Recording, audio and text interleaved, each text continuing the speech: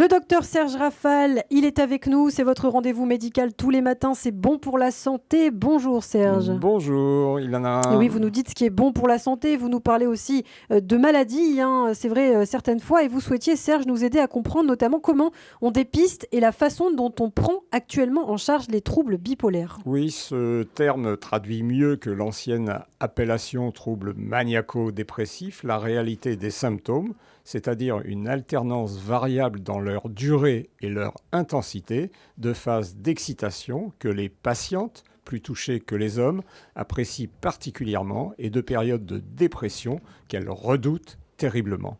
La prévalence du trouble bipolaire est élevée entre 1% et 2,5% de la population, selon qu'il associe à la dépression une manie ou une hypomanie, forme atténuée qui peut facilement et plus longtemps passer inaperçue. La bipolarité a de grosses répercussions sur la qualité de vie et la santé globale, avec une évolution péjorative, une mauvaise adaptation sociale, un risque accru de maladies cardiovasculaires, de syndromes métaboliques et de suicides. Ceux-ci sont 15 à 30% plus fréquents que dans la population générale.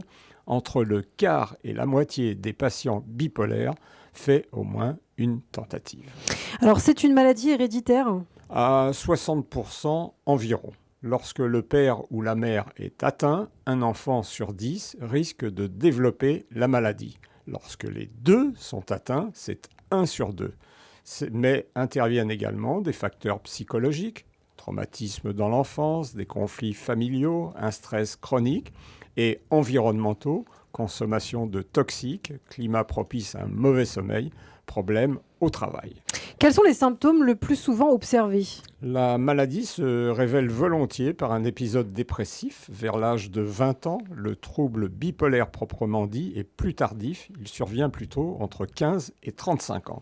Il se manifeste par des sauts d'humeur généralement discrètes, parfois plus ostentatoires, oscillant entre hyperactivité, agressivité, absence d'inhibition, ce qu'on appelle la phase up, et tristesse, abattement, accablement, démotivation totale de la phase dite down. Excusez, Ilana, cet anglicisme pourtant explicite. Alors, c'est quoi précisément, Serge, la phase maniaque ? Il y a beaucoup de choses qui tournent autour de cela. La patiente est anormalement euphorique, infatigable, imprudente, parfois agressive, nous l'avons dit. Elle est exaltée, sans aucune inhibition, dit et fait tout et n'importe quoi, sans se soucier des conséquences de ses propos et de ses actes. Les malades apprécient tout particulièrement cette phase où rien ni personne ne leur résiste, pas plus l'éducation que les convenances sociales. Et bien souvent, ils refusent les soins dont ils sont persuadés ne pas avoir besoin. La décision de les traiter ou de les faire hospitaliser peut nécessiter de longues tractations et parfois la contrainte. Quelle est l'évolution de la bipolarité ? En quelque sorte, une valse à 3 temps. Une phase maniaque, une phase dépressive, une phase normale. La durée d'un cycle, tout comme sa fréquence, est variable, allant de quelques heures à plusieurs mois, voire une année ou plus. Les malades non traités vivent généralement 8 à 10 cycles maniaco-dépressifs au cours de leur vie, d'autres plus malchanceux, plusieurs au cours de la même année. Un traitement bien conduit et bien suivi tente à les espacer. En l'absence de prise en charge, les cycles se poursuivent et leur fréquence s'accélère. Les symptômes peuvent s'aggraver ou se compliquer de troubles psychotiques avec hallucinations et délires, de comportements sociaux déviants. Les risques d'alcoolisme et de toxicomanie sont importants. Alors, quels sont les traitements ?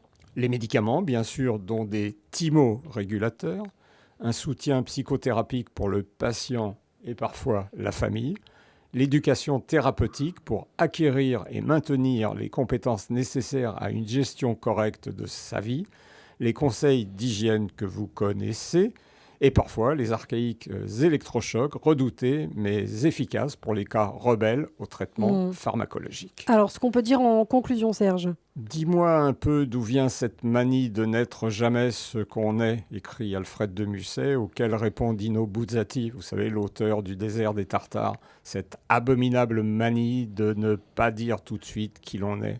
La bipolarité est une maladie singulière et douloureuse pour le malade et ses proches. Il est toutefois possible d'en souffrir et de vivre quasi normalement, à condition de respecter l'observance. Malheureusement, pas toujours la règle ici. Comprendre et prendre en charge les troubles bipolaires, eh bien c'est tout à fait clair aujourd'hui en tout cas. Merci beaucoup Serge Rafal pour toutes ces précisions, le docteur de Radiologie qu'on a le plaisir, vous le savez, de retrouver tous les matins sur Radiologie, bien sûr également en podcast sur notre site internet radiologie.fr et en vidéo sur notre page YouTube.